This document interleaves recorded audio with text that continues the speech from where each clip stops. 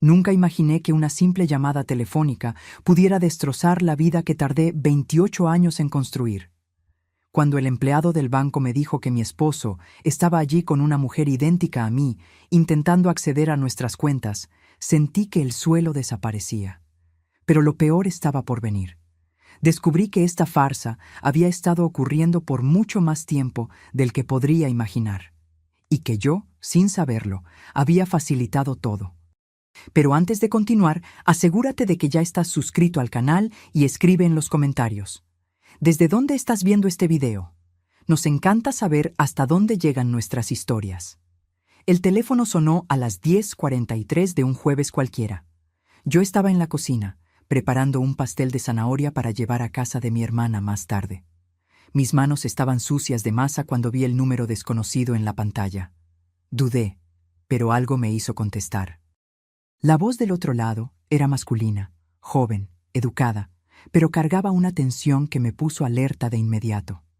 Se presentó como Mateo, funcionario del área de seguridad del banco. Mi corazón se aceleró. Las llamadas del banco nunca traen buenas noticias. Lo que dijo a continuación hizo que mi mundo se detuviera. Señora Valentina, ¿se encuentra usted en casa en este momento? La pregunta me pareció extraña. Respondí que sí, obviamente. Él suspiró antes de continuar. Es que... Bueno, su esposo está aquí en la sucursal ahora mismo intentando hacer un movimiento importante, y está acompañado de una mujer. Sentí que se me secaba la garganta. ¿Una mujer? Sí, una mujer que se presenta como si fuera usted. Tiene documentos a su nombre, conoce información personal suya y... Hizo una pausa incómoda. Es extremadamente parecida a usted, pero algunos detalles no cuadran. Mi primera reacción fue reír. Una risa nerviosa, casi histérica. Eso es imposible. Mi esposo está de viaje de trabajo. Salió ayer por la mañana. El silencio que siguió duró demasiado. Sentí que me temblaban las piernas. Me apoyé en el fregadero para no caer. Señora, la voz del joven se volvió más baja, casi un susurro. Fue exactamente por eso que decidí llamarla. Algo aquí no está bien. La firma de ella es muy parecida a la suya, pero tiene variaciones. Y cuando preguntamos sobre el apellido de soltera de su madre, ella titubeó. Mi cerebro se negaba a procesar aquello. Intenté encontrar una explicación lógica. Tal vez fuera un error. Tal vez mi esposo había regresado antes y no me avisó. Tal vez era una prima lejana que yo desconocía. Cualquier cosa menos la verdad que comenzaba a formarse en mi mente como una mancha oscura y pegajosa. ¿Puede usted venir hasta aquí?, preguntó el empleado. Necesitamos confirmar su identidad personalmente. Y, bueno, usted necesita ver esto. Colgué sin poder responder bien. Me quedé parada en la cocina, mirando mis manos aún sucias de masa, y todo me pareció irreal. El pastel a medio hacer en el tazón. El delantal atado a la cintura. La crueldad de la normalidad de un día que había comenzado como cualquier otro. Tomé mi celular con dedos temblorosos y llamé a mi esposo. Se fue directo al buzón de voz. Intenté de nuevo. El mismo resultado. Le mandé un mensaje. Llámame urgente. Nada. Me lavé rápidamente, me cambié de ropa sin siquiera pensar en lo que me estaba poniendo. Agarré mi bolsa, mis llaves, mis documentos. Mi INE, mi licencia de conducir, todo lo que probara que yo era yo. Parecía una locura tener que probar mi propia existencia. En el elevador me vi en el espejo. Cabello recogido en una cola de caballo simple, cara sin maquillaje, ojeras de quien no había dormido bien las últimas noches. A mis 54 años, yo era una mujer común. No había nada especial en mí que justificara que alguien quisiera copiarme. ¿O sí? El camino hasta el banco fue borroso. No recuerdo si tomé un taxi o me fui caminando. Solo recuerdo el hueco en el estómago, las manos sudadas, el corazón latiendo desbocado. Recuerdo pensar en todas las veces que firmé documentos sin leer bien, confiando ciegamente. En todas las contraseñas que anoté en papelitos y guardé en cajones. en toda la información que compartí despreocupadamente. Cuando llegué a la sucursal, el guardia de seguridad me reconoció. Yo iba al menos una vez al mes. «Buenas tardes, doña Valentina», saludó él. Aquello me dio un alivio momentáneo. Al menos alguien sabía quién era yo. Mateo me esperaba en la entrada. Era más joven de lo que imaginaba. Debía tener unos 25 años. Me llevó rápidamente a una oficina en la parte trasera, lejos de las miradas curiosas de otros clientes. «Gracias por venir tan rápido», dijo cerrando la puerta. «Sé que esto debe ser muy confuso, pero necesito que vea algo antes de continuar». Me condujo hasta una ventana con la persiana entrecerrada. «Todavía están aquí, en la oficina del gerente». Mi corazón casi se detuvo cuando miré a través de la rendija. Allí estaba mi esposo, Alejandro, usando la camisa azul que yo misma le había planchado hacía 2 días, sentado cómodamente, riendo de algo que el gerente había dicho, y a su lado, yo, o mejor dicho, una versión de mí. Mi visión se nubló por un segundo. Tuve que sostenerme de la pared para no desmayarme. La mujer tenía mi corte de cabello, el mismo tono castaño que yo mantenía desde hacía años. Usaba una blusa beige muy parecida a una que yo tenía. Hasta la postura era similar, las piernas cruzadas de la misma manera que yo siempre las cruzaba. «No es posible», susurré. «Ella alega ser usted», explicó Mateo en voz baja a mi lado. «Tiene una credencial de elector con su nombre, su CURP.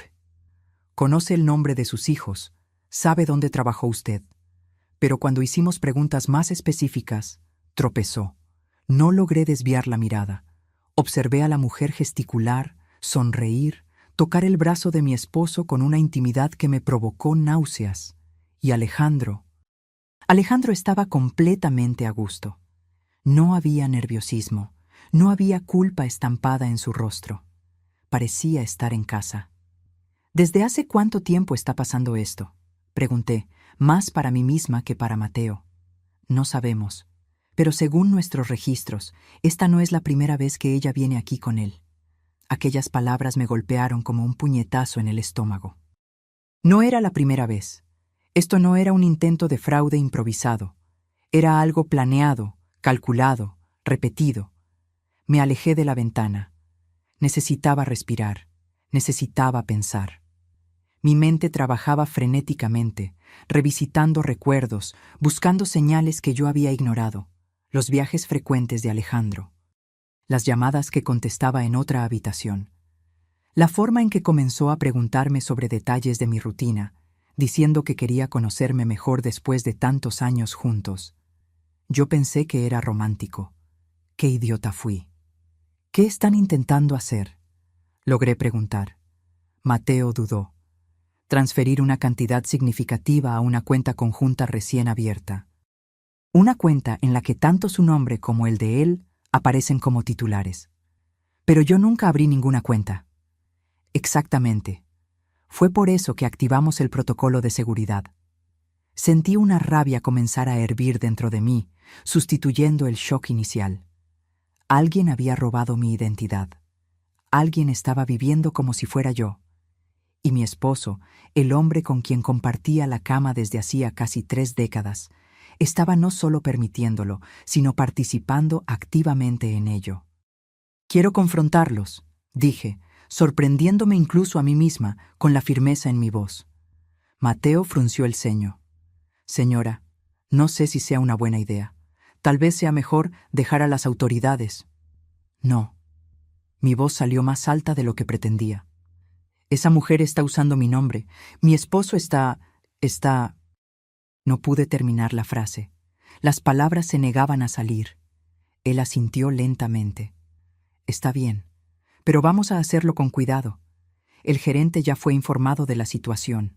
Él nos va a ayudar». Respiré hondo. Alicé mi ropa. Pasé las manos por mi cabello. Era bizarro estar arreglándome para confrontar a mi propia copia. Cuando me miré en el reflejo de la ventana, vi a una mujer que no reconocía completamente. Había algo nuevo en mis ojos. No era solo rabia o dolor. era determinación. Algo dentro de mí había despertado. Algo que había estado dormido por años de complacencia y confianza ciega. «Estoy lista», dije.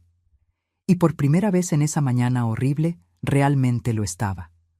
Mateo me llevó por un pasillo lateral.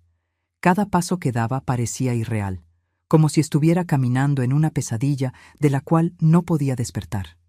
Mi mente no paraba de intentar encontrar explicaciones racionales. Tal vez fuera una broma pesada, tal vez me estaba volviendo loca. Tal vez nada de aquello estaba ocurriendo realmente. Pero lo estaba, y yo lo sabía en el fondo de mi alma. Nos detuvimos frente a la puerta de la oficina del gerente. A través del vidrio esmerilado podía ver las siluetas allá adentro.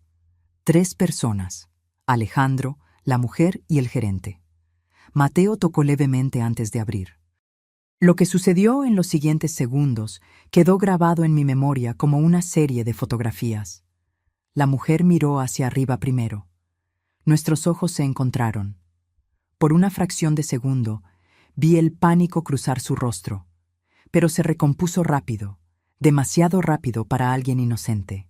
Su rostro asumió una máscara de confusión educada, como si no entendiera por qué estábamos interrumpiendo. Alejandro tardó más en verme. Cuando finalmente giró la cabeza y me reconoció, el color desapareció de su rostro. No fue una palidez sutil, fue como si alguien hubiera drenado toda su sangre en un segundo. Sus ojos se abrieron desmesuradamente y su boca se abrió, pero no salió ningún sonido. El gerente, un hombre de mediana edad llamado señor Mendoza, que yo conocía desde hacía años, se levantó inmediatamente. «Doña Valentina», dijo, y había un alivio genuino en su voz. «Gracias a Dios que usted llegó». Entré a la oficina con las piernas temblorosas. No miré a Alejandro todavía. No podía. Toda mi atención estaba enfocada en aquella mujer. De cerca, el parecido era aún más perturbador. Tenía la forma de mi cara, la misma nariz ligeramente respingada, las mismas cejas arqueadas. Hasta las pequeñas arrugas alrededor de los ojos eran parecidas, pero no eran idénticas. Había algo artificial en ella, como una muñeca bien hecha, pero que aún así te das cuenta de que no es real. «¿Quién eres tú?», pregunté. Mi voz salió más calmada de lo que esperaba. Ella me miró con una expresión que parecía ser de lástima. «Creo que hubo un terrible error», dijo, y su voz, Dios, hasta la voz era parecida a la mía, un poco más aguda, tal vez, pero el tono, la cadencia, todo era estudiado. «Yo soy Valentina García Fernández, mi nombre completo», saliendo de su boca. «No», respondí, «tú no lo eres». Alejandro finalmente encontró su voz. «Val, ¿qué estás haciendo aquí?». Intentó sonar sorprendido, hasta un poco irritado, como si yo fuera la que estuviera haciendo algo malo. «Pensé que estabas en la casa». «¿No me dijiste que ibas a salir?». Su audacia me dejó sin palabras por un momento. ¿Realmente estaba intentando hacerme sentir culpable por aparecer? «Tú no me dijiste que habías regresado del viaje», reviré. «De hecho, me mandaste mensaje ayer diciendo que llegarías hasta mañana». Él abrió la boca, la cerró, la abrió de nuevo. Las cosas cambiaron. El cliente canceló la reunión y regresé antes. ¿Y no te pareció necesario avisarme? Mi celular se quedó sin batería y... Basta. La voz del señor Mendoza cortó la conversación. «Señor Alejandro, con todo respeto, pero tenemos a 2 mujeres aquí alegando ser la misma persona, y yo conozco a doña Valentina desde hace más de 15 años. Se giró hacia la impostora. «¿Podría proporcionarme sus documentos originales, por favor?». La mujer dudó. Fue un momento breve, casi imperceptible, pero lo vi. Ella miró a Alejandro rápidamente antes de abrir la bolsa. Una bolsa, me di cuenta con un escalofrío, prácticamente idéntica a la mía. Colocó una credencial de elector sobre el escritorio. El señor Mendoza la tomó, la examinó cuidadosamente, y entonces me miró a mí. «Doña Valentina, ¿podría mostrarme la suya también?». Puse mi INE junto a la de ella, Incluso de cabeza sobre el escritorio, podía ver las diferencias. La foto de ella era más reciente, más profesional.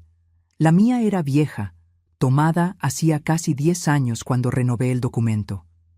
El gerente estudió ambas por un largo tiempo. Luego sacó una lupa de su cajón y examinó aún más de cerca.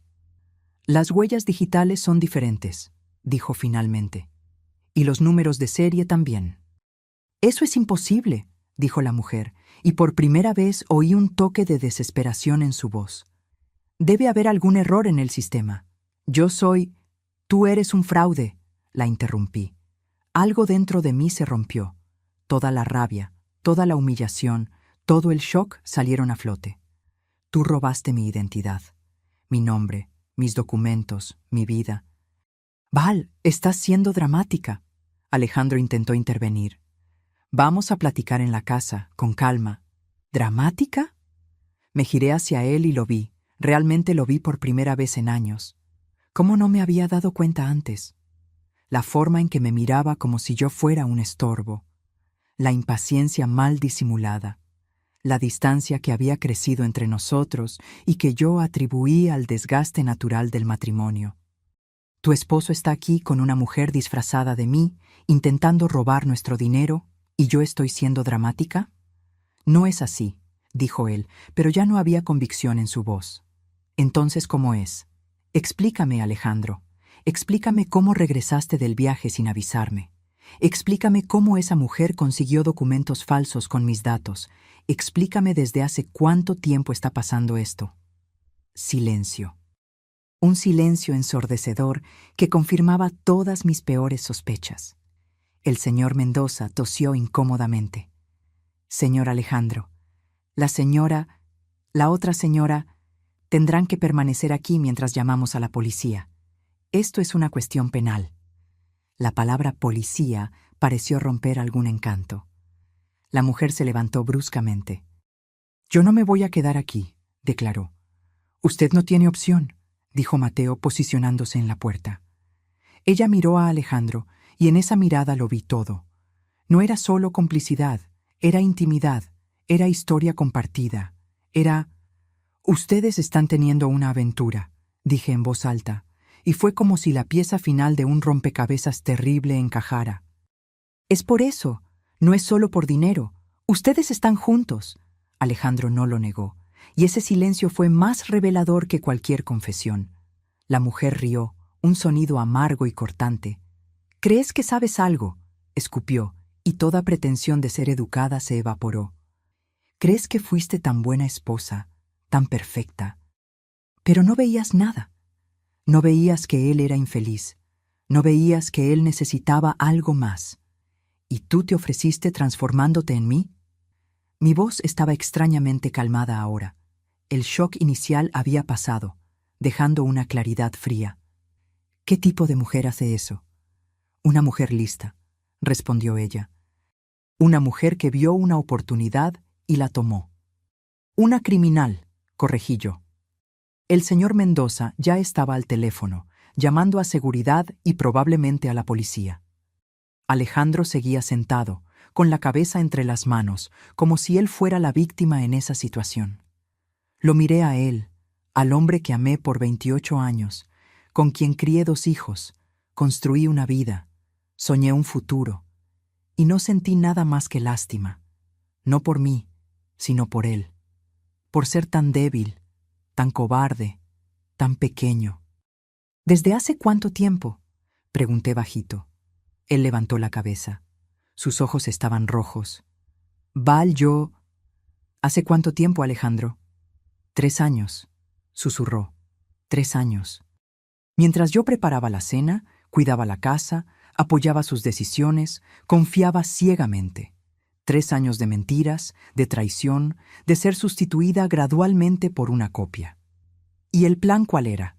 Continué, con aquella calma aterradora. ¿Vaciarme financieramente y después desaparecer con ella?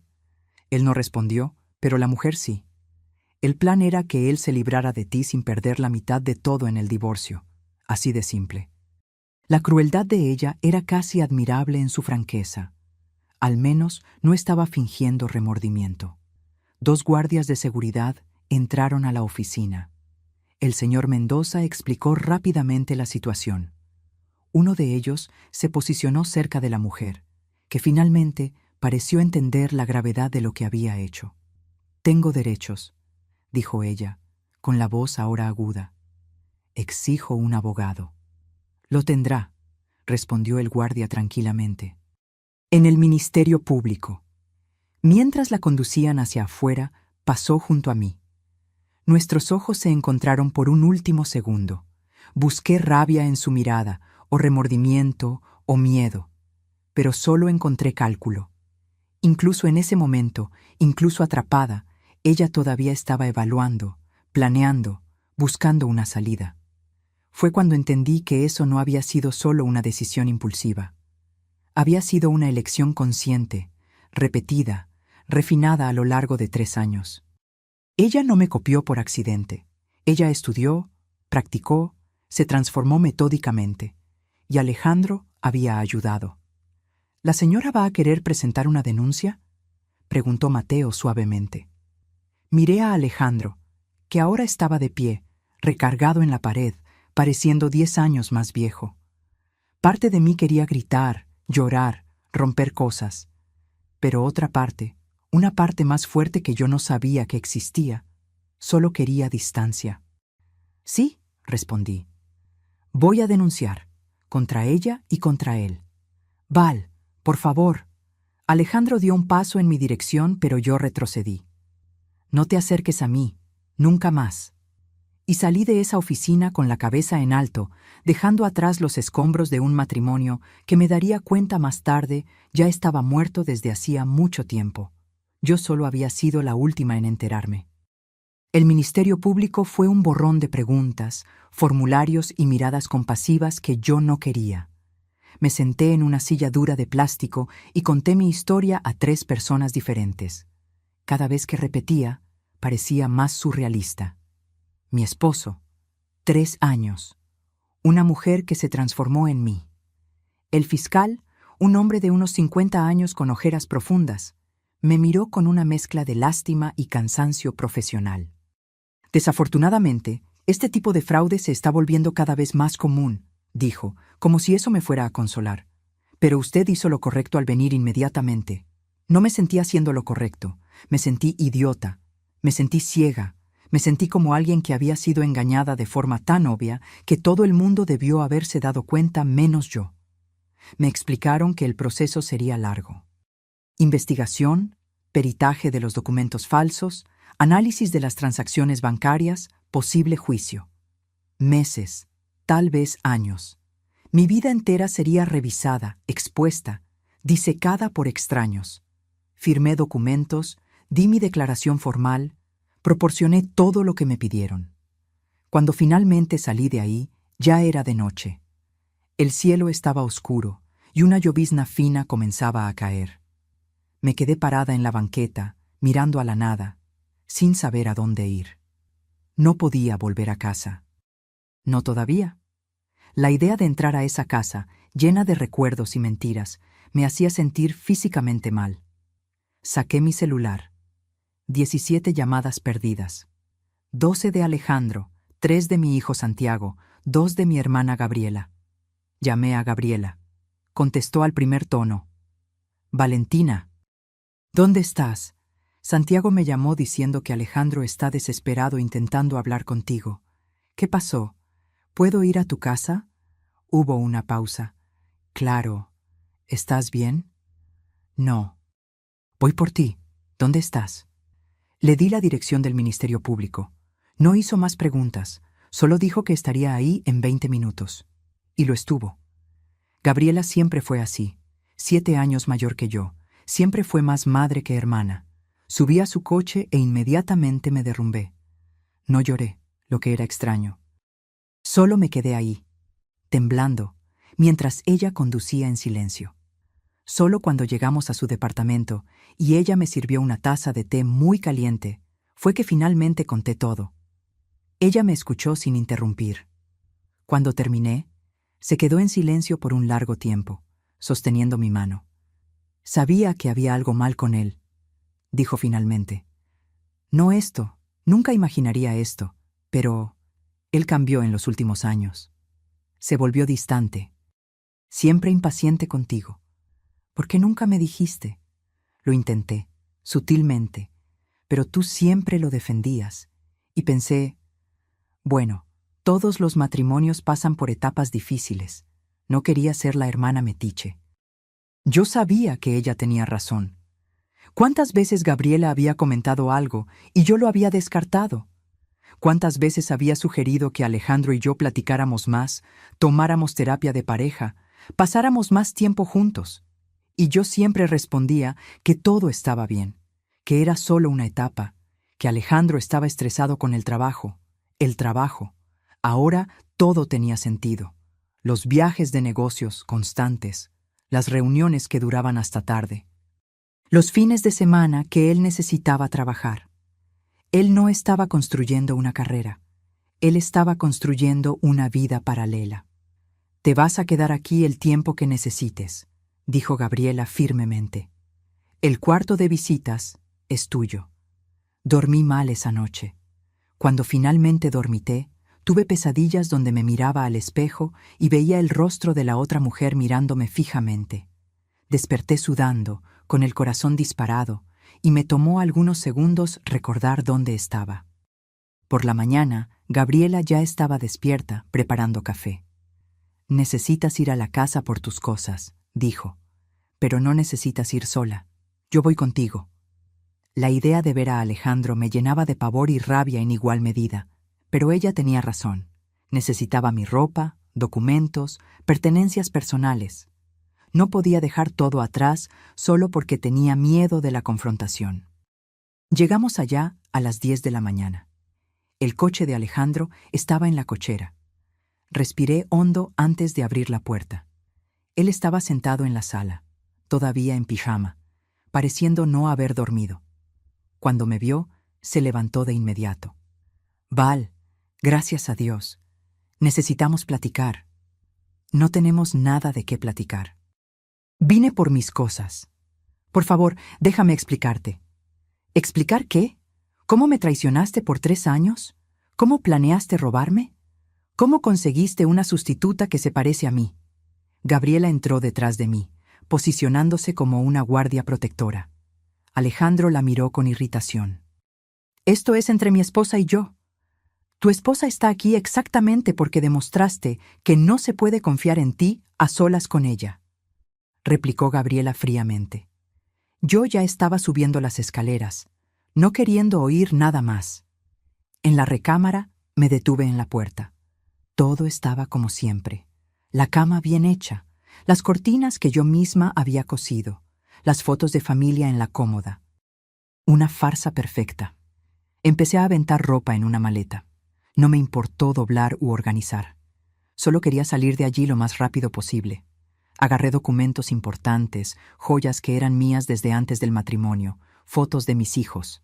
Alejandro apareció en la puerta de la recámara. Por favor, Val, escúchame. Continué agarrando mis cosas sin mirarlo.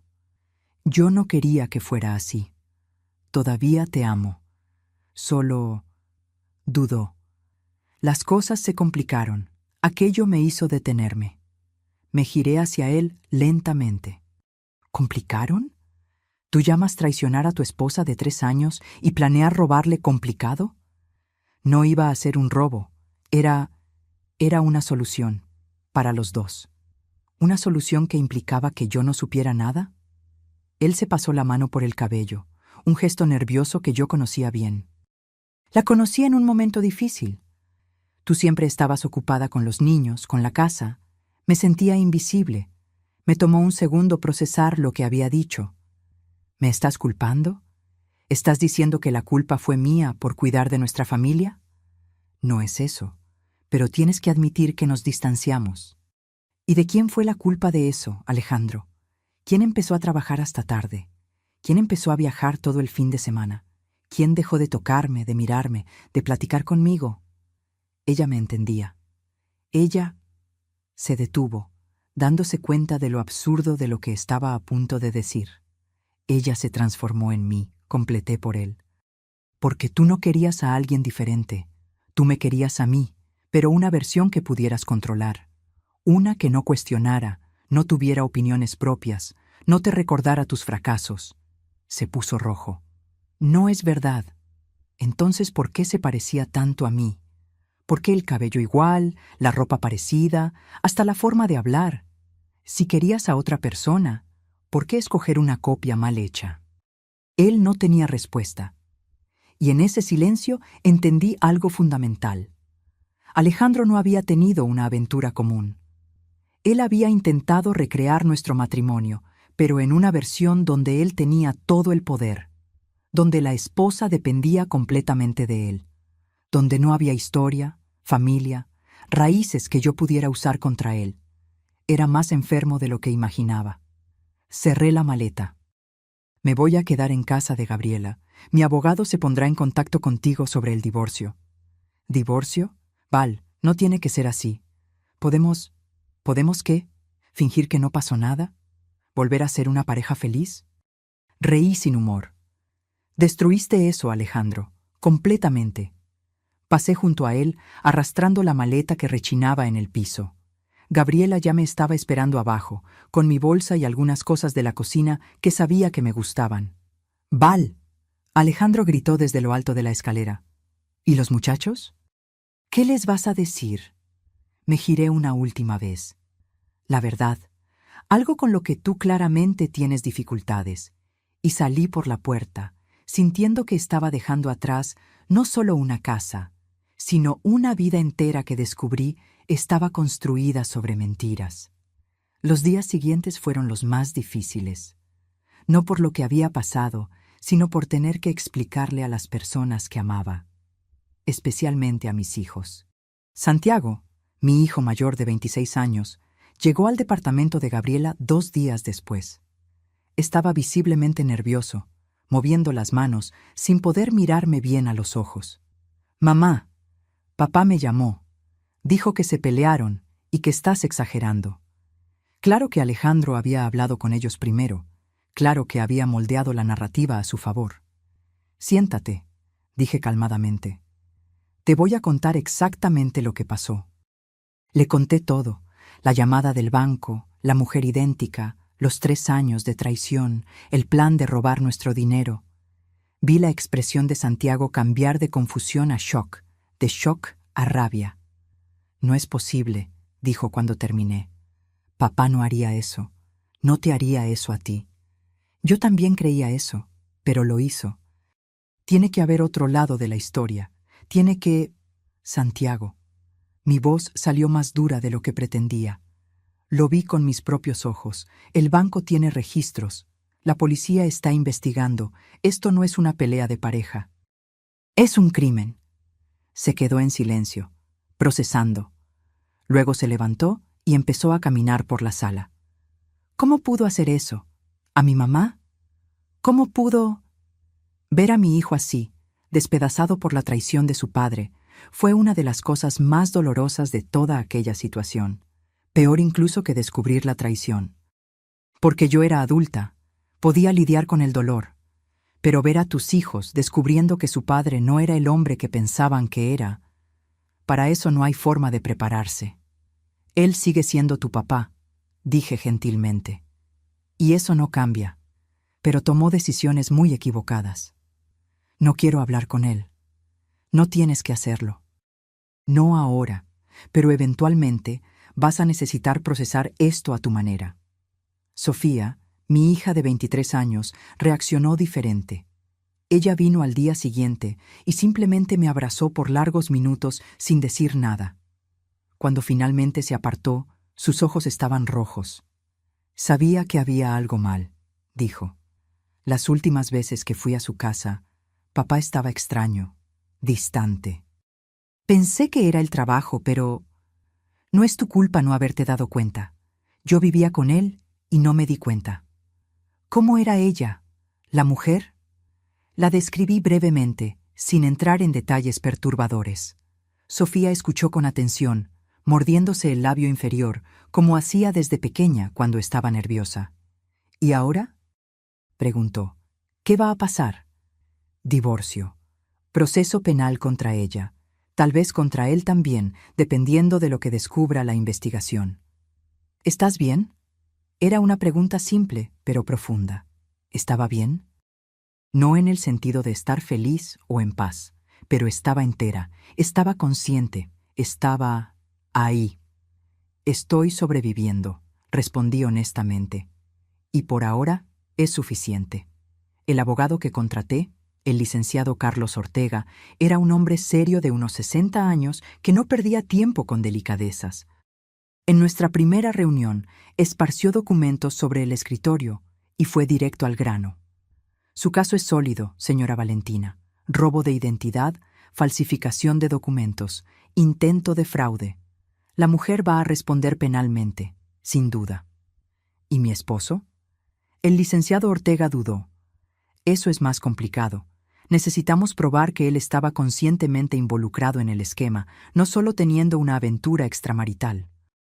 Los mensajes, correos, cualquier registro de comunicación entre ellos sobre los documentos falsos o las transacciones bancarias será crucial.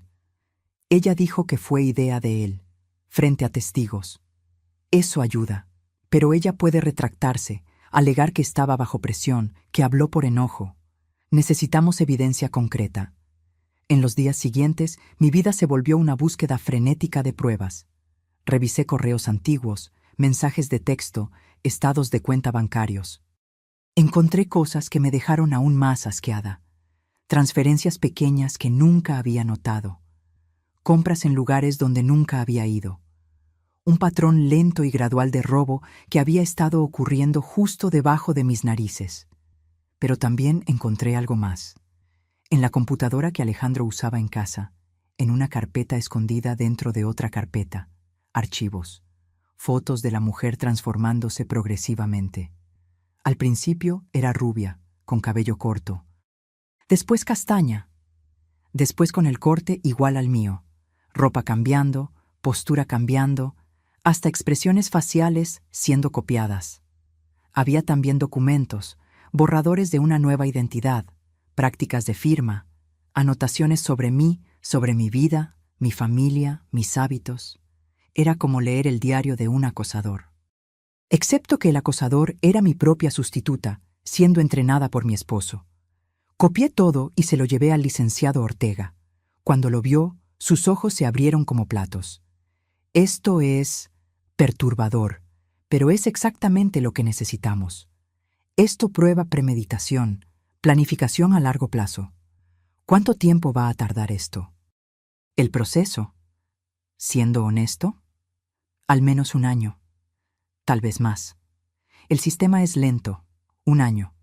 52 semanas viviendo en el limbo, esperando justicia, lidiando con la vergüenza pública, reconstruyendo una vida de los escombros. Pero no tenía opción. Necesitaba ir hasta el final. 2 semanas después del descubrimiento, Alejandro finalmente logró hablar conmigo. Apareció en el trabajo de Gabriela, sabiendo que yo estaría ahí recogiéndola para comer. Estaba delgado, pálido, con ojeras profundas. «Solo 5 minutos», suplicó. «Por favor».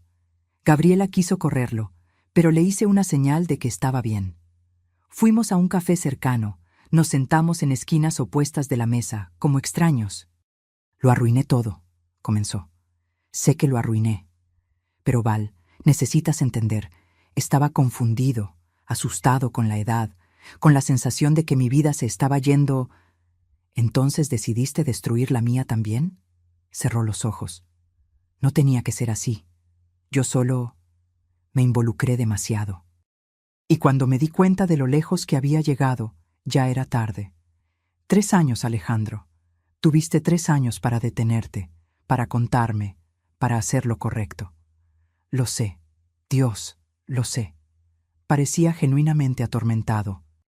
Fernanda, ella se obsesionó. No tenía que ser así. Era solo una aventura, pero ella empezó a sugerir ese plan. Dijo que sería mejor para todos. Fernanda. Su nombre. Finalmente un nombre. ¿Y tú estuviste de acuerdo? Estaba débil. No sé qué estaba. Confundido, tal vez. Con miedo de envejecer solo. No estaba solo. Tenías una familia. Lo sé. Y tiré todo a la basura. Lágrimas comenzaron a escurrir por su rostro. Te perdí a ti, los muchachos me odian, mi carrera está acabada porque la historia se filtró en el trabajo. Perdí todo. Parte de mí, una parte pequeña y antigua, sintió lástima. Era el hombre que yo había amado, destrozado. Pero la parte mayor, más nueva y más fuerte, sabía que él había cavado su propia tumba. No lo perdiste, corregí. Tú escogiste. Cada paso del camino hiciste una elección, y ahora estás lidiando con las consecuencias. ¿Nunca me vas a perdonar? Pensé sobre eso. Perdón. Una palabra tan compleja. Tal vez un día. No sé. Pero aunque perdone, nunca voy a olvidar. Y nunca voy a volver. Él asintió, derrotado. Los abogados dijeron que estás pidiendo la casa en el divorcio. Y la mitad de todo lo demás. Es lo que la ley dice que me pertenece. Después de todo, ¿todavía quieres quitarme hasta eso? La audacia de la pregunta me dejó sin palabras por un segundo. No te estoy quitando nada, Alejandro. Estoy tomando lo que es mío por derecho. Lo que yo ayudé a construir en esos 28 años mientras tú planeabas sustituirme. Él no tenía respuesta para eso. Salimos del café por separado. Mientras yo caminaba de regreso para buscar a Gabriela, sentí algo que no esperaba. Alivio. Alivio por haber hablado, por haber puesto límites, por no haber cedido a la manipulación emocional. A los 54 años, finalmente estaba aprendiendo a defenderme, y aunque el camino por delante fuera incierto y aterrador, sabía que lograría recorrerlo, porque la mujer que descubrió la traición ya no era la misma que había pasado años en silencio. Ella había encontrado su voz, y no se iba a callar nunca más. La noticia se esparció más rápido de lo que imaginé posible. En una ciudad relativamente pequeña como la nuestra, los escándalos viajan a la velocidad de la luz. En menos de una semana, todo el mundo sabía. La señora de la panadería me miraba con lástima. La vecina de Gabriela susurraba cuando me veía. Hasta desconocidos en la calle parecían reconocerme y desviar la mirada. Lo peor eran las redes sociales.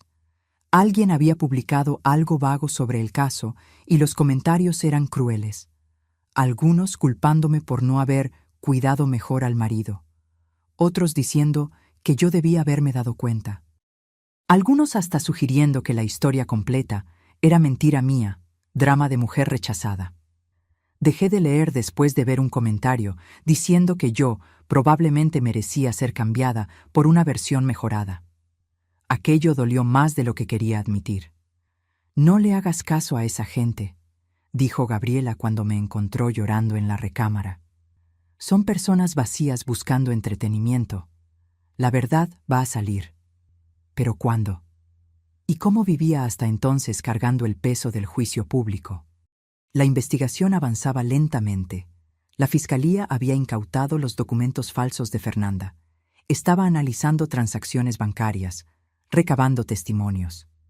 El fiscal me llamó algunas veces para aclarar puntos, siempre con esa voz cansada de quien ya ha visto demasiadas cosas.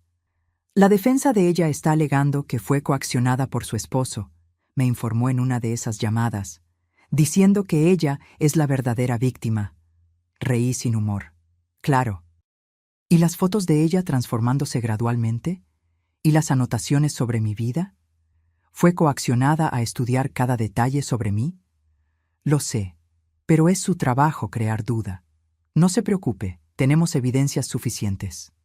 Pero yo estaba preocupada, porque ya había visto casos así en las noticias, donde el culpable escapaba por tecnicismos, donde las víctimas eran transformadas en villanas por los medios, donde la justicia fallaba espectacularmente. Un mes después del descubrimiento, tuve que ir al banco nuevamente para resolver cuestiones burocráticas. Todas las cuentas conjuntas habían sido congeladas durante la investigación, lo que significaba que yo estaba viviendo de los ahorros que tenía en una cuenta personal y de la generosidad de Gabriela. El señor Mendoza me recibió personalmente. Parecía apenado. Doña Valentina quería disculparme nuevamente. Deberíamos haber notado las inconsistencias antes. Ustedes las notaron cuando importaba, respondí. Fue suficiente. Él me mostró documentos. Logramos rastrear varias transacciones sospechosas de los últimos 2 años, siempre cantidades pequeñas, espaciadas, para no llamar la atención. Muy bien planeado, desafortunadamente. ¿Cuánto? ¿Cuánto me robaron a lo largo de 2 años? Aproximadamente 350,000 pesos. Sentí como si hubiera recibido un golpe. 350,000 pesos, dinero que yo había trabajado para ganar, ahorrado cuidadosamente, planeado usar en el retiro, desaparecido en pequeños mordiscos que nunca noté. Pero vamos a recuperar, garantizó el señor Mendoza. El banco está cooperando totalmente con la investigación, y tenemos seguro para este tipo de fraudes. Firmé más papeles, respondí más preguntas. Cuando salí de ahí, me sentí exhausta. No era solo el dinero, era la violación constante. Cada nuevo descubrimiento era una capa más de traición siendo revelada. Mi terapeuta, la doctora Patricia, a quien comencé a ver 2 semanas después del descubrimiento, me ayudó a procesar.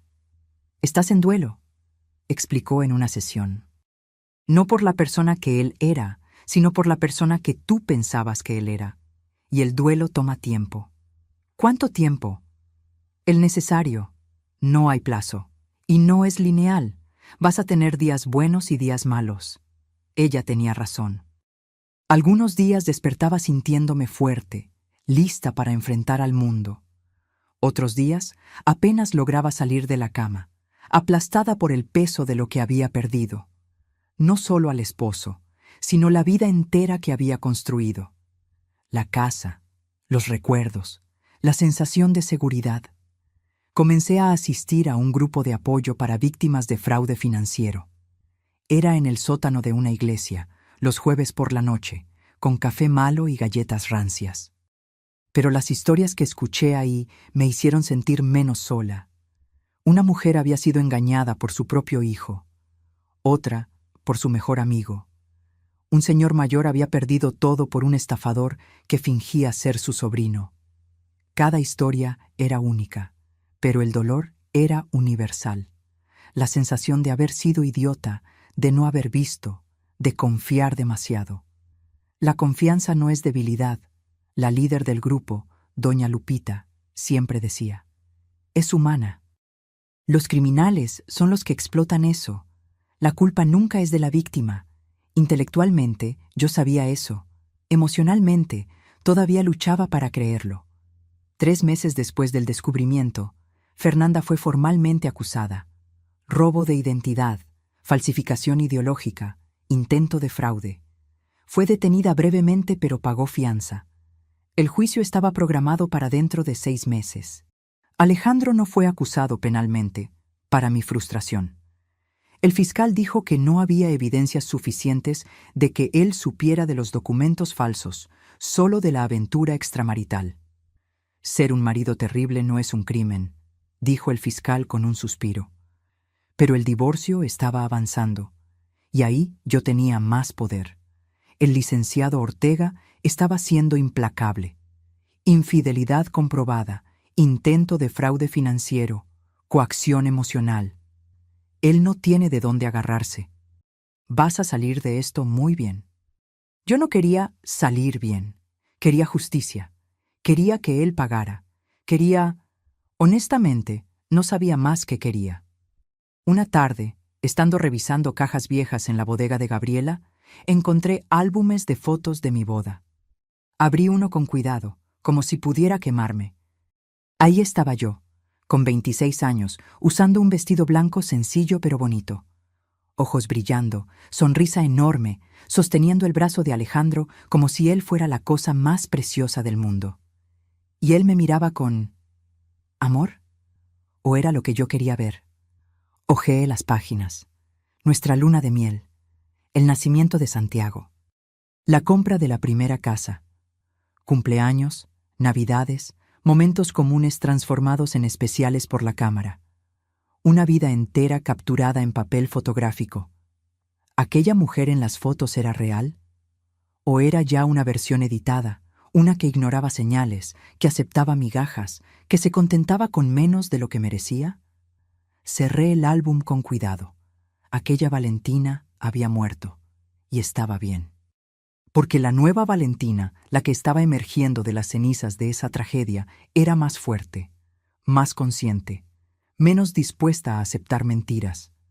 Mi cumpleaños número 55 llegó en medio del caos.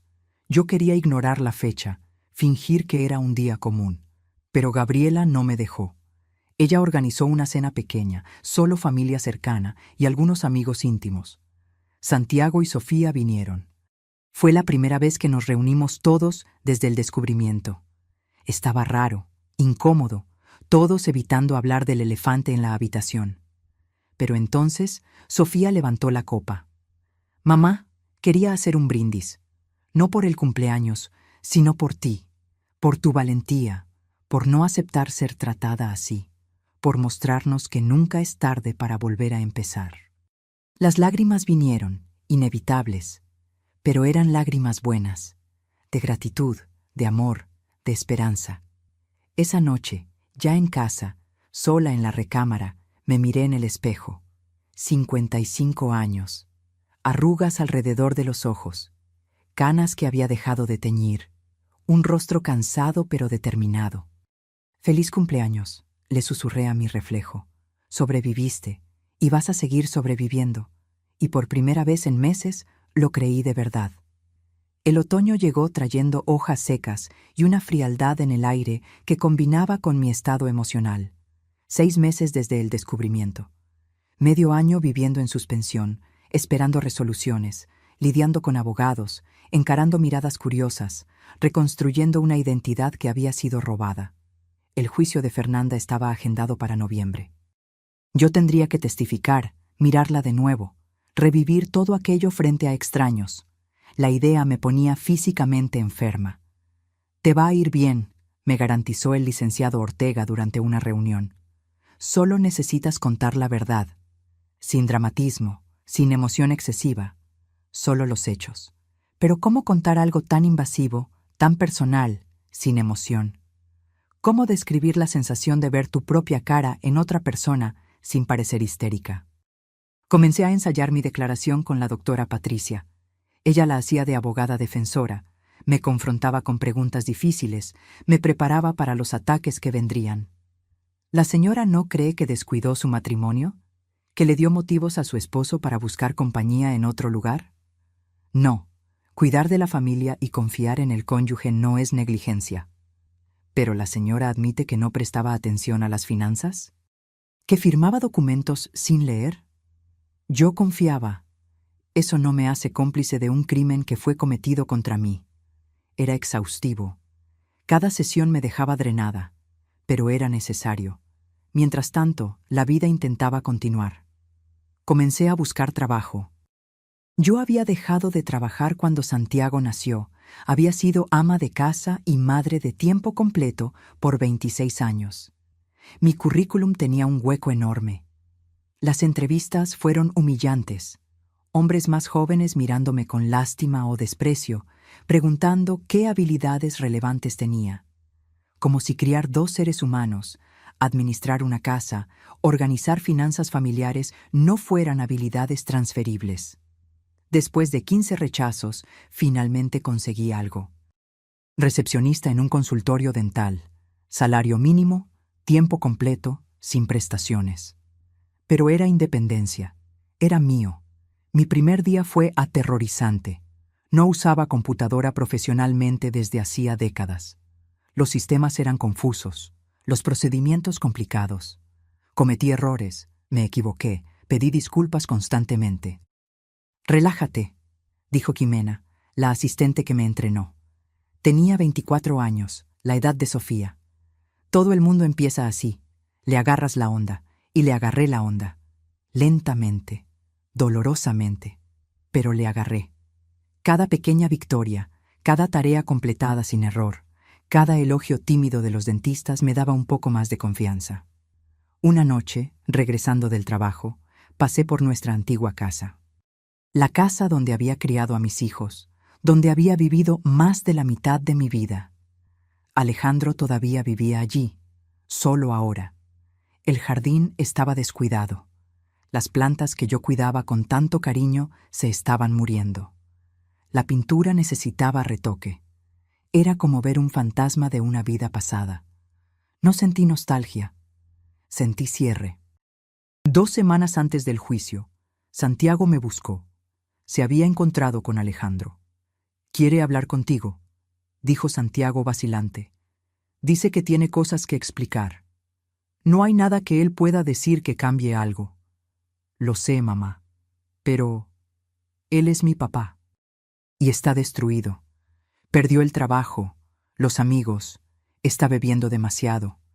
Estoy preocupado».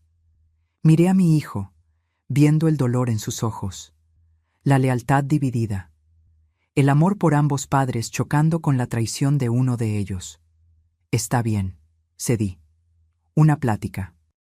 Pero en lugar público y contigo presente». Nos encontramos en un café en la plaza comercial. Alejandro estaba irreconocible. Había perdido al menos 10 kilos, tenía ojeras profundas, las manos le temblaban ligeramente. Era un hombre roto. «Gracias por venir», comenzó con voz ronca. «Yo he estado yendo a terapia, intentando entender cómo llegué a este punto». «¿Y entendiste?» «Un poco. Tenía tanto miedo de envejecer, de ser irrelevante. Cuando conocí a Fernanda, ella me hizo sentir joven de nuevo, importante, y cuando ella sugirió el plan». Se detuvo tragando saliva. Parecía una salida fácil. Podría volver a empezar sin perder todo en el divorcio. Entonces era por el dinero. No solo eso, era sobre escapar de la realidad, de las responsabilidades. Yo quería ser otra persona. Me miró a los ojos por primera vez. «Pero no quería lastimarte, lo juro, pero lastimaste, profundamente. Lo sé, y no hay excusa. Solo quería que supieras que me arrepiento, todos los días, de cada decisión que tomé». Lo miré a él, a ese extraño con rostro familiar, y sentí nada, ni rabia, ni amor, ni lástima, solo vacío. «Gracias por compartir eso», dije finalmente. «Pero no cambia nada. El divorcio va a proseguir. Y voy a testificar contra Fernanda». «Lo sé. Solo quería pedirte perdón, aunque no lo merezca». Me levanté para salir. Santiago se quedó un poco más, platicando bajito con su papá. Esperé afuera, observando el movimiento de la plaza, vidas normales ocurriendo a mi alrededor. Cuando Santiago salió, estaba llorando. «Odio esto, mamá. Odio verlos a los dos así. Odio que nuestra familia se acabó». Abracé a mi hijo, ese hombre adulto que todavía necesitaba a su mamá. «La familia no se acaba», murmuré. «Se transforma, y vamos a estar bien.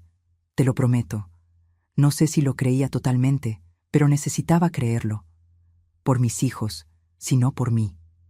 El día del juicio llegó soleado y frío, como si el universo estuviera siendo irónico.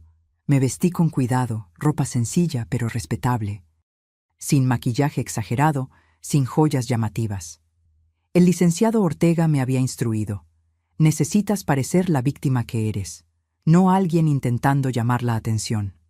El tribunal era más pequeño de lo que imaginaba. Paredes grises, bancos duros, una atmósfera opresiva de burocracia y juicio. Fernanda estaba ahí, sentada al lado de sus abogados, usando un traje sastre negro, cabello recogido en un chongo. Ella ya no se parecía a mí. Había vuelto a su imagen antigua, rubia y diferente. Nuestros ojos se encontraron por un segundo. Ella desvió la mirada primero. El proceso fue largo y tedioso. Abogados presentando evidencias, testigos siendo llamados, términos legales que yo apenas entendía. Empleados del banco testificaron. El fiscal explicó la investigación. Documentos fueron mostrados, fotos proyectadas. Cuando finalmente me llamaron, mis piernas estaban aguadas. Me senté en la silla de los testigos. Juré decir la verdad y comencé a contar mi historia. Mantuve la voz firme, los ojos secos. Relaté la llamada, el descubrimiento, la sensación de ver a alguien usando mi rostro. El fiscal me guió con preguntas gentiles, construyendo la narrativa. Entonces vino la defensa. El abogado de Fernanda era agresivo, un hombre de unos 40 años con traje caro y sonrisa de tiburón. Señora Valentina, ¿no cree usted que está exagerando un poco? Al fin y al cabo, la señorita Fernanda no la lastimó físicamente. Ella robó mi identidad, mi nombre, mi vida, mi dinero. ¿Pero usted admite que firmaba documentos sin leer? ¿Que no prestaba atención a las finanzas? ¿No es posible que parte de esa negligencia sea culpa suya? El licenciado Ortega objetó antes de que yo pudiera responder, pero la flecha ya había dado en el blanco. El abogado me estaba haciendo parecer descuidada, incompetente. Respiré hondo, recordando el entrenamiento con la doctora Patricia. Confiar en el esposo no es negligencia, es lo esperado en un matrimonio. ¿Pero la señora no tenía responsabilidad sobre su propia vida? Tenía. Y por eso estoy aquí, buscando justicia. El interrogatorio continuó, cada pregunta intentando hacerme tropezar, contradecirme, hacerme parecer la culpable. Pero mantuve mi terreno, respondiendo con calma, sin dejar que él me desestabilizara. Cuando finalmente me liberaron, estaba exhausta. Gabriela me abrazó fuerte en el pasillo. «Estuviste increíble», susurró. No me sentí increíble. Me sentí exprimida, expuesta, juzgada. Pero había hecho mi parte. El juicio duró 3 días. Al final, Fernanda fue considerada culpable de todos los cargos, condenada a 4 años de prisión, más reparación de los daños financieros. Cuando la sentencia fue leída, sentí ¿alivio? ¿Satisfacción? No exactamente. Era más como un cierre, un capítulo horrible finalmente terminando. Afuera del tribunal, reporteros nos rodearon. El licenciado Ortega dio una declaración breve. Yo solo quería ir a casa, pero antes, Fernanda pasó junto a mí, siendo escoltada. Se detuvo, me miró directamente a los ojos. «Tú ganaste», dijo, voz baja. «Pero él nunca te amó de verdad, solo que lo sepas». Aquellas palabras deberían haberme lastimado, pero no lastimaron, porque yo ya lo sabía, ya lo había aceptado y ya había seguido adelante. «Ya no importa», respondí. Y era verdad. La vida después del juicio fue extrañamente anticlimática. Yo esperaba sentir alguna transformación mágica, algún peso siendo levantado de mis hombros, pero lo que vino fue más simple y más difícil. La necesidad de seguir viviendo. El dinero fue restituido, menos los honorarios legales. El divorcio se finalizó 2 meses después del juicio. Me quedé con la mitad de todo, incluyendo la casa. Alejandro tuvo que comprar mi parte o vender. Él eligió vender. Ver aquella casa, donde crié a mis hijos, donde viví por 26 años, ser vendida a extraños, fue doloroso de una forma que no esperaba. Pero también fue liberador. Era el último lazo físico siendo cortado. Con mi parte del dinero, compré un departamento pequeño, 2 recámaras, un baño, una cocina americana. Nada lujoso, pero era mío, completamente mío. Cada elección de mueble, cada color de pared, cada detalle era decisión mía. El trabajo en el consultorio dental continuaba. No era glamuroso, pero era estable. Y había descubierto que me gustaba la rutina, la interacción con los pacientes, la sensación de ser útil. Poco a poco, fui tomando más responsabilidades, ayudando con la agenda, organizando el inventario, hasta ayudando en las redes sociales del consultorio. «Tienes talento para esto», me dijo el doctor Torres, el dueño, un día. «¿Ya pensaste en hacer algún curso? ¿Marketing digital, algo así?» La idea era absurda inicialmente. Yo, con 55 años, volviendo a estudiar, pero cuanto más lo pensaba, más sentido tenía. Me inscribí en un curso en línea, gratuito, básico. Pasé noches viendo clases, tomando notas, aprendiendo conceptos que eran completamente nuevos. Era difícil. Mi cerebro no absorbía información a la misma velocidad que décadas atrás. Necesitaba ver las clases 2, 3 veces. Pedir ayuda a Sofía, que trabajaba con tecnología, pero persistí. Y cuando finalmente completé el curso, recibiendo mi certificado digital, lloré. No de tristeza, sino de orgullo. Había hecho algo por mí. Había probado que todavía era capaz de crecer, aprender, evolucionar. Las sesiones con la doctora Patricia continuaron, espaciadas ahora. Una vez al mes, solo para revisión. Lo estás haciendo muy bien, observó en una sesión. Creciste mucho en este año. Un año. Había sido un año completo desde la llamada del banco. 365 días de dolor, descubrimiento, reconstrucción, transformación. No parece un año, comenté. Parece una vida entera. En cierto sentido, lo fue. Moriste y renaciste. Aquello resonó profundamente. La Valentina que existía un año atrás realmente había muerto. La mujer que firma sin leer, confía sin cuestionar, acepta sin responder. Ella ya no existía. En su lugar surgió alguien más dura, sí, más cínica, tal vez, pero también más fuerte, más consciente, más dueña de sí misma. Mis relaciones con Santiago y Sofía evolucionaron también. Ellos veían en mí no solo a la madre, sino a una persona, una mujer que había enfrentado la tragedia y sobrevivido. Su respeto era diferente ahora, más profundo. Santiago había retomado contacto limitado con Alejandro. Comidas ocasionales, llamadas cortas. Él no me pedía permiso o explicaciones, y yo no ofrecía objeciones. Era su relación con su papá. Yo no tenía derecho a interferir. Sofía, por otro lado, había cortado completamente. No puedo mirarlo de la misma forma, me confesó en una visita. Cada vez que lo veo, recuerdo lo que te hizo. Es más fuerte que yo. No juzgué ni validé. Solo escuché. Porque aprendí que cada persona procesa el trauma a su propio tiempo, a su propia manera. En el aniversario de un año del descubrimiento, hice algo que me sorprendió hasta a mí misma. Volví al banco, pedí hablar con Mateo, el empleado que me había llamado. Él se sorprendió al verme. «Doña Valentina, ¿cómo está?» «Bien», respondí honestamente, y quería agradecerle. ¿Agradecer? Por haber llamado, por haber confiado en su instinto. Si usted no hubiera hecho eso, todavía me estarían robando, todavía estaría siendo sustituida sin saber. Se puso rojo. Solo hice mi trabajo. Hizo más que eso. Usted salvó mi vida, y nunca lo voy a olvidar. Salí de ahí sintiendo un peso menos. La gratitud, descubrí, es una forma poderosa de sanación.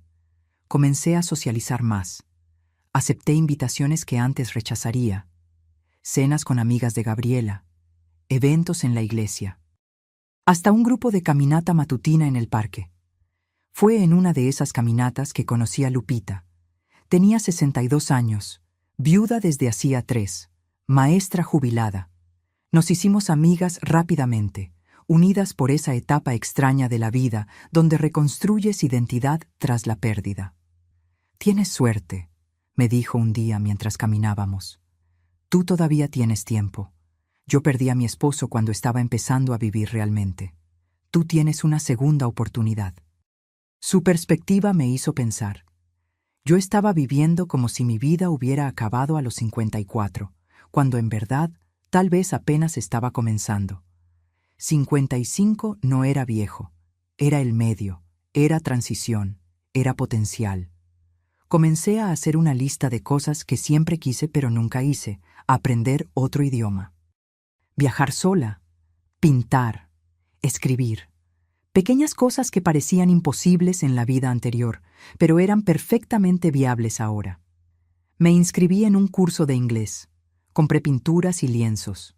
Reservé un viaje a Buenos Aires, sola, para marzo del año siguiente.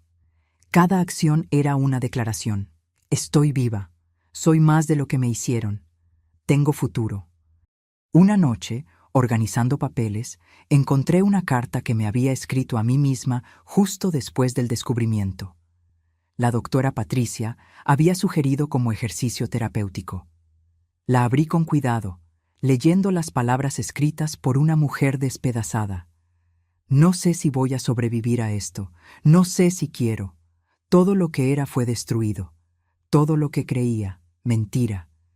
¿Cómo continuar cuando tu vida entera fue un engaño? Lágrimas vinieron a mis ojos, pero no de tristeza, de compasión por la mujer que fui. Ella no sabía, en ese momento oscuro, que iba a sobrevivir, que iba a prosperar incluso. Tomé un papel nuevo y escribí una respuesta. Sobreviviste. Más que eso, viviste. Aprendiste que la fuerza no es nunca romperse, sino reconstruirse después. Descubriste que la identidad no viene de estar al lado de alguien, sino de conocerse a sí misma. Y estás bien, realmente bien. Doblé ambas cartas y las guardé en una caja especial. Documentación de viaje. Prueba de transformación. En ese momento, mirando por la ventana de mi departamento, viendo la ciudad prepararse para la noche, sentí algo que no sentía hacía mucho tiempo. Paz. No era felicidad explosiva, no era euforia, era simplemente la ausencia de dolor constante. Era despertar sin nudo en el estómago, era dormir sin pesadillas, era existir sin estar constantemente a la defensiva, era libertad. Y me di cuenta de que eso, al final, era lo que parecía el perdón. No olvidar lo que pasó, no decir que todo estaba bien, no absolver a los culpables, sino soltar la rabia que me envenenaba, elegir seguir adelante no a pesar del dolor, sino a través de él. ¿Alejandro? Él seguía existiendo en algún lugar de la ciudad, lidiando con sus propias consecuencias. Yo no le deseaba el mal, pero tampoco le deseaba el bien. Él simplemente existía. Y estaba bien. Fernanda estaba en la prisión, cumpliendo su condena. A veces me preguntaba si ella entendía la gravedad de lo que hizo, si sentía remordimiento genuino o solo lamentaba haber sido atrapada. Pero esas preguntas no me consumían más. Ella también era solo parte del pasado. El presente era mío. El futuro, una página en blanco esperando ser escrita. Y por primera vez en décadas, yo sostenía la pluma. 2 años después de la llamada que cambió todo, me encontré sentada en un café en Buenos Aires, tomando un cortado y observando a las personas pasar. Había llegado 3 días antes, sola, llevando apenas una maleta pequeña y un corazón sorprendentemente ligero. El viaje había sido una idea aterradora al principio. ¿Viajar sola? ¿A otro país? ¿A los 56 años? Parecía locura. Pero Lupita me había animado. Si no ahora, ¿cuándo? Y allí estaba yo. Había visitado museos, me había perdido en calles estrechas, conversado con locales pacientes, comido en restaurantes minúsculos que no estaban en ninguna guía turística. Me había sentido viva de una forma nueva. Esa tarde específicamente, una mujer se sentó en la mesa de al lado. Tenía unos 60 años, cabello gris corto, cara cansada pero gentil. Nuestros ojos se encontraron e intercambiamos sonrisas educadas. ¿De vacaciones?, preguntó ella, que resultó ser argentina. Sí, primera vez sola. Ah, los viajes solas son los mejores. Descubrimos quiénes somos realmente. Platicamos por 1 hora. Ella, Graciela, estaba divorciada hacía 5 años. Me contó su historia, similar a la mía en algunos aspectos. Esposo que cambió, traición, reconstrucción dolorosa. Pero míranos ahora, dijo ella, levantando su taza en un brindis imaginario. Sobrevivimos.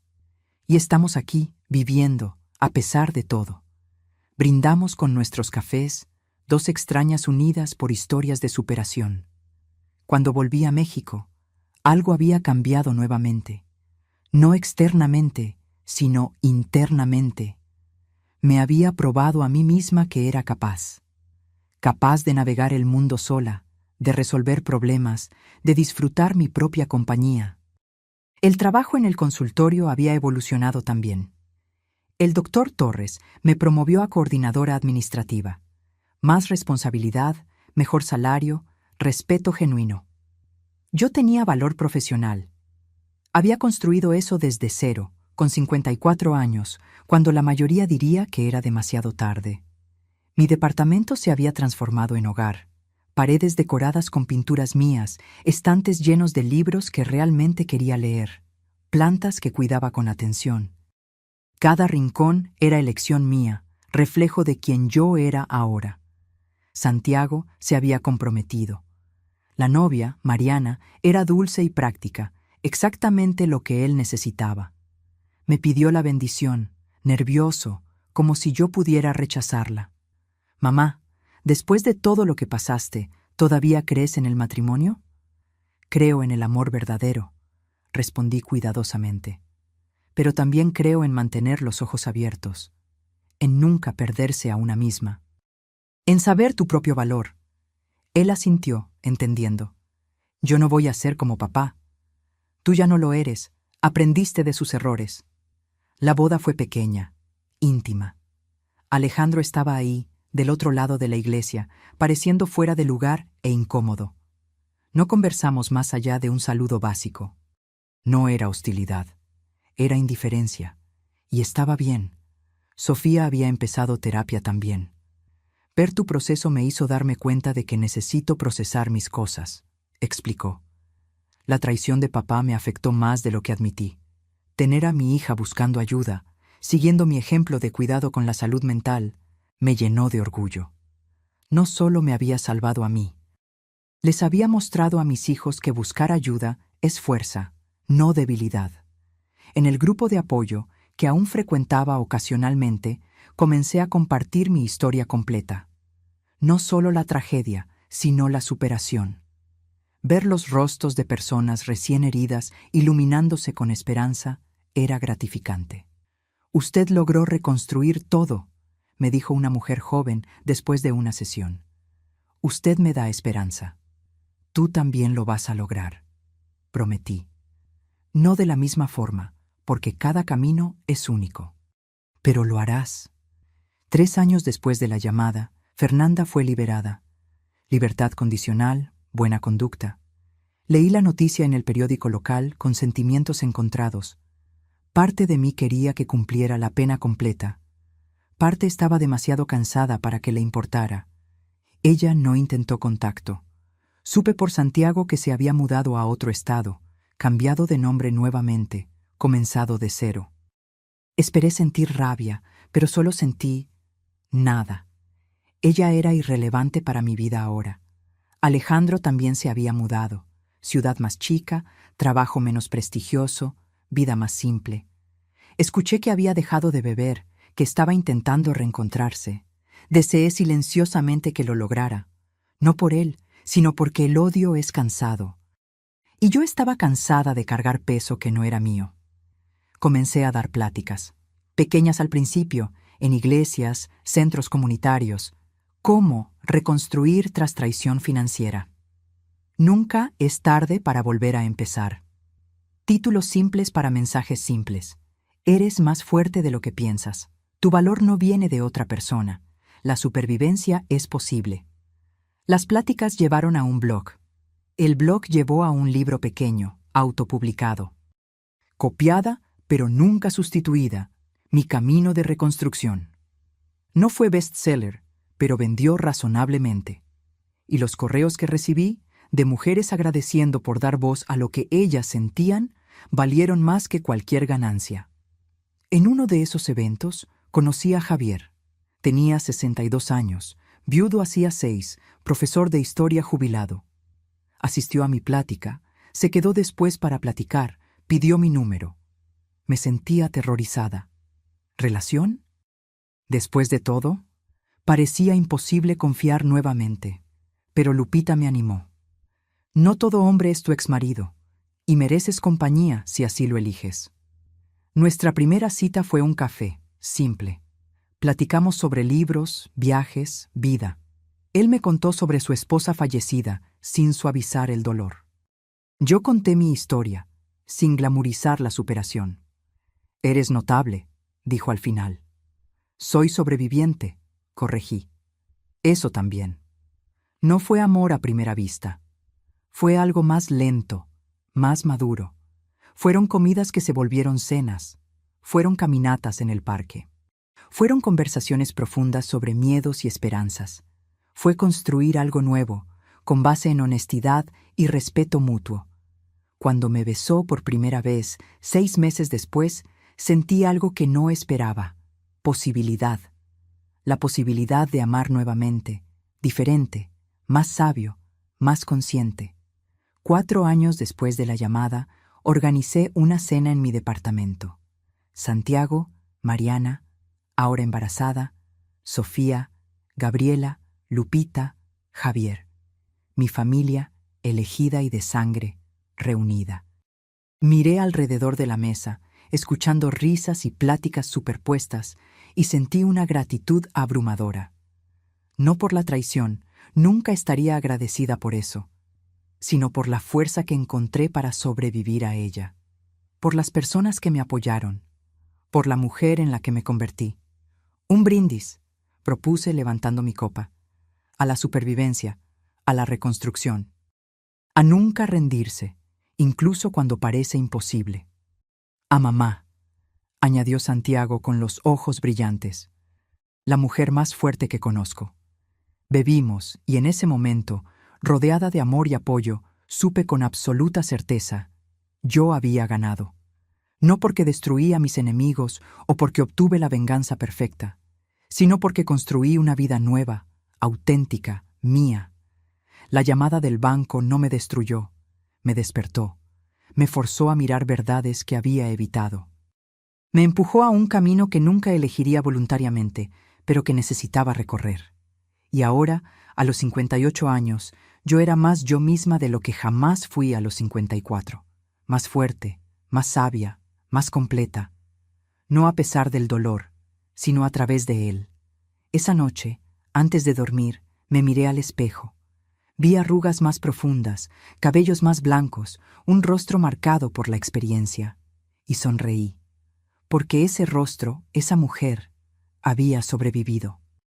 Había luchado, había ganado. Nadie podría copiar este camino, nadie podría robar esa fuerza, porque era mía, genuinamente, completamente, irrepetiblemente mía. Y esa certeza era más valiosa que cualquier cuenta bancaria, cualquier casa, cualquier relación. Era la certeza de conocerse y poseerse a una misma. Y nada, absolutamente nada, podría quitarme eso de nuevo. Ahora, si te gustó esta historia, dale clic en suscribirse y dime en los comentarios qué parte te dejó con la boca abierta. Y no olvides convertirte en miembro para tener acceso a videos exclusivos que no subo aquí. Te espero allá.